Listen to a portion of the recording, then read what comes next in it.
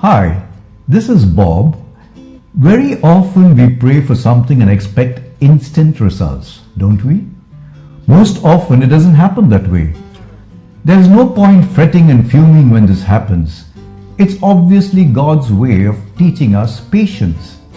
Is patience difficult for you? A man in Los Angeles, California was arrested for shooting his toilet 5 times with a .38 caliber handgun. He claims that he just got angry. He couldn't take it any longer. His daughter had flushed a hairbrush down the toilet earlier in the day and clogged the pipes. So he shot the offending toilet. I know nothing now about the toilet's condition, but the man's patience was over. I once learned a valuable lesson about patience. I came across a tortoise while walking home one day.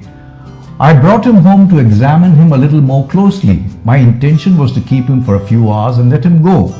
I put the tortoise down and waited for him to come out of his shell. He didn't. I pulled up a chair and waited some more. He didn't budge. I sang to the turtle. Still no appearance. I told tortoise stories. I coaxed him with food, but nothing worked. Finally, I had to leave. So I barricaded the balcony in case the tortoise decided to leave.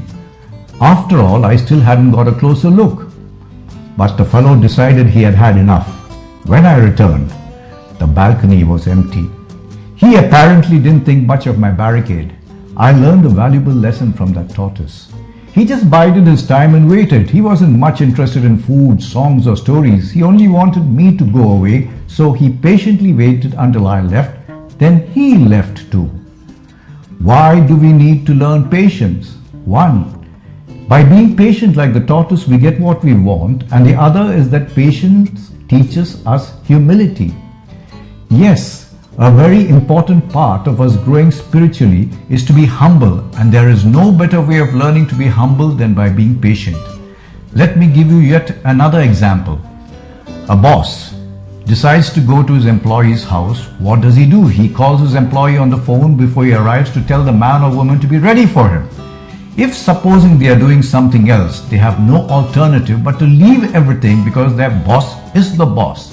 And with his subordinates, he has no patience.